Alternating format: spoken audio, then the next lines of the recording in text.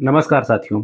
Morgan Stanley का statement आया है, जो एक लीडिंग ब्रोकरेज इंस्टीट्यूशन है, कि इंडिया का ग्रोथ अब 6.2% रहने का चांसेस है, जिसको आरबीआई ने आज के लगभग 3 महीने पहले 7.8 बताया था साथियों। तो यहाँ पे भारी भरकम गिरावट है जीडीपी ग्रोथ में। इससे कॉर्पोरेट के मार्जिन कम होंगे और इक्विटी में यहाँ पे आपको रिटर्न कम देखने को मिलेगा।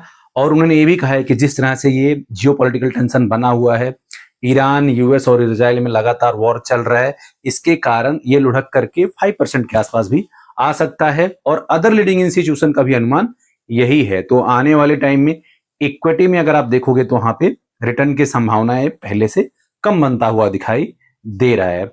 अब बात करें ट्रंप की स्टेटमेंट की। ट्रंप ने कल जो बोला था कि अब वो स्टेटमेंट हार्मोन्स को पूरी तरह से ब्लॉक कर देंगे।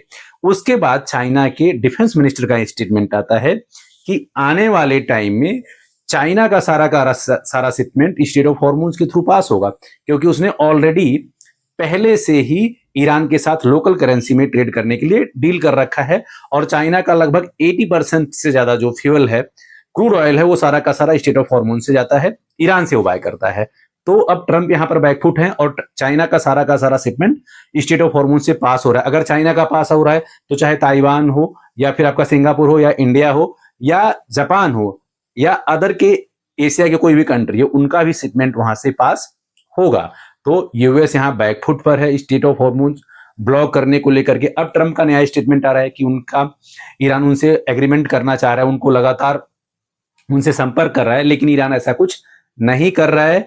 जिन मुद्दों पर ट्रंप ने यह लड़ाई शुरू करती, चाहे यूरेनियम इनरिचमेंट का हो या स्टेट ऑफ हॉर्मोन्स का हो या लॉन्ग रेंज के लेकर के मिसाइल्स का हो या ईरान का रेजिम चेंज करने का हो, उन सभी मुद्दों पे ट्रंप फेल हो चुके हैं।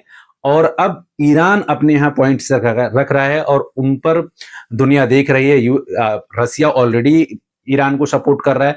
चाइना ने अपना बता ही दिया, उनके डिफेंस मिनिस्टर का यहाँ पे स्टेटमेंट आ गया।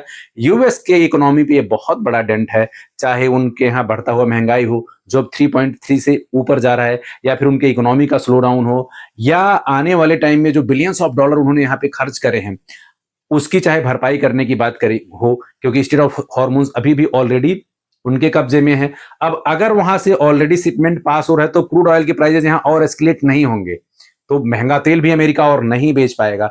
तो उनके लिए ये बहुत बड़ा सेटबैक है। और आने वाले टाइम में अगर क्रूड ऑयल के प्राइसेस यहाँ पे कंट्रोल होते हैं और डी डॉलराइजेशन का मुद्दा अगर यहाँ पे बढ़ता है, तो इससे कहीं ना कहीं इंडिया को भी फायदा होगा। सिल्वर, गोल्ड, इक्विटी, हर जगह आपको तेजी देखने को मिल सकती है साथियों।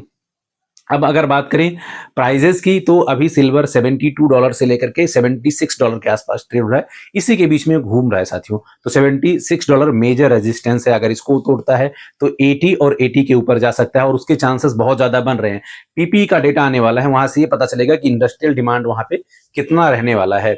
इससे ये पता चलेगा कि इंडस्ट्री कितना ज्यादा प्रोडक्शन बढ़ाएगी, उसी के हिसाब से सिल्वर का डिमांड बढ़ेगा, और सिल्वर का डिमांड बढ़ेगा तो उसके प्राइजेस में वहां पे तेजी आने को पूरे पूरे चांसेस हैं। बात करें गोल्ड की, तो $4700 के ऊपर ट्रेड हो रहा है। और जिस तरह से दुनिया भर के सेंट्रल बैंक गोल्ड बाय कर रहे हैं, और हर जगह, चाहे फ्रांस हो, फ्रांस ने यूएस में अगर गोल्ड बेचा तो उसके बदले उसने यूरो आपका यूरोप में जबरदस्त तरीके से गोल्ड की बाइंग करी है। तो दुनिया भर में डिमांड इस तरह का बना हुआ है, ग्लोबल अनसर्टेनिटी बनी हुई है। और गल्फ कंट्रीज की बात करें तो उनका जो इन्वेस्टमेंट मेजर यूएस के बॉन्ड में जाता था, तो जिस तरह से यूएस उनको सुरक्षा देने की बात करता था, वहां पर वो पूरा फेल हुआ है।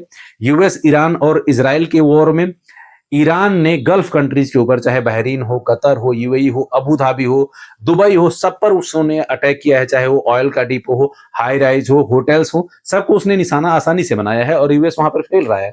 तो जो उनका एग्रीमेंट था कि यूएस उनको सुरक्षा देगा और सारा का सारा जो ट्रेड करेंगे ऑयल का वो डॉलर में करेंगे, तो उनको यहाँ पे सुरक्षा तो मिला नहीं। अब वो भी अगर दूसरे करेंसी के बारे में यहाँ सोचेंगे, डॉलर के लिए यहाँ बहुत बड़ा सेटबैक है, क्योंकि सारा का सारा जो ऑयल का पैसा था वो यूएस में शिफ्ट होता था।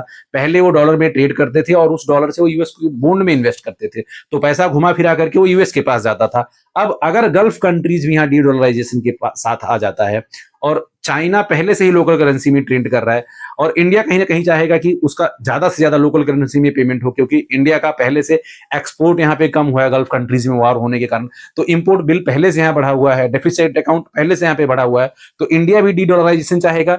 रसिया पहले से इसमें शामिल है, तो आने वाले टाइम में यहाँ पे यूएस बैकफुट पर है। और ये सारी चीजों को अगर आप कॉरिलेट करोगे तो ये सिल्वर, गोल्ड और इक्विटी के लिए एक पॉजिटिव ट्रेंड बनता हुआ दिखाई देगा साथियों। अब ट्रंप के स्टेटमेंट को मार्केट उस तरह से नहीं ले रहा है जिस तरह से उनका कल स्टेटमेंट आया कि स्टेट ऑफ हॉर्मोन्स को पूरी तरह से ब्लॉक करेंगे। उसके बाद चाहे इंडिया का मार्केट हो, एशिया का मार्केट हो या यूएस का मार्केट हो, उतनी गिरावट वहां पे नहीं आई जितना आज के 1 महीना या 2 महीने पहले ट्रंप के स्टेटमेंट को मार्केट जितना सीरियसली लेता था। तो आने वाले टाइम में चाहे डी डॉलराइजेशन हो या यूएस का इकोनॉमी का स्लो डाउन हो या वहां का बढ़ता हुआ इन्फ्लेशन हो या फिर उनका जो भारी भरकम एक्सपेंडिचर हुआ है वॉर लड़ने के कारण, चाहे उनका डेथ हो, तो इन सब चीजों में आपका क्या आकलन है, आप इसके बारे में क्या सोचते हो, कमेंट करके जरूर बताएं साथियों। अभी के वीडियो में इतना ही, मिलते हैं नेक्स्ट सेशन में। Thank you.